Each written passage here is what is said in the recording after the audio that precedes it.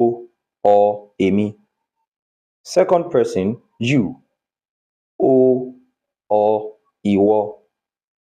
Third person, he, she or it, O or òun.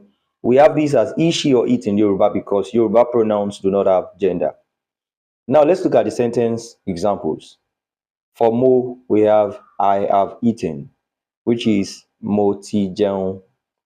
For èmi, we have I'm the one you saw, which is èmi ni o rí.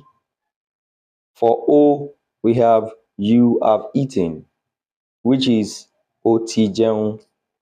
And for ìwọ, we have you are the one I saw. Here, let's look at singular pronouns in object position. First person, we have me as me, me.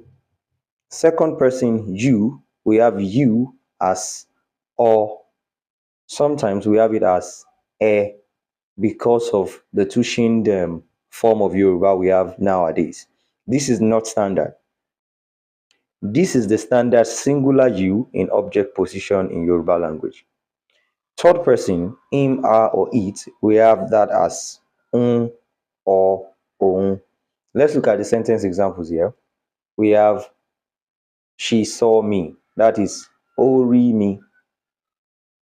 I saw you, that is mo rí ọ. Yeah, welcome to my Yoruba class. Let's continue our lesson on Yoruba pronouns. Now here we have plural pronouns in subject position.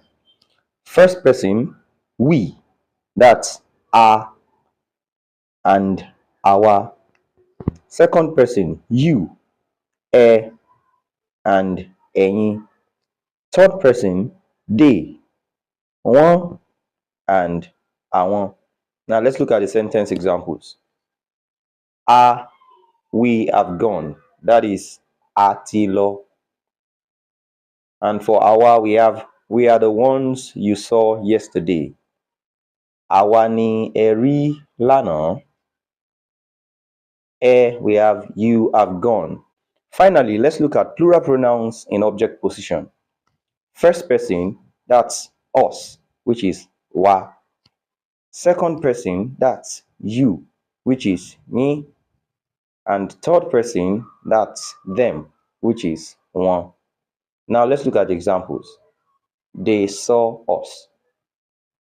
Wọ́n rí wa. We saw you.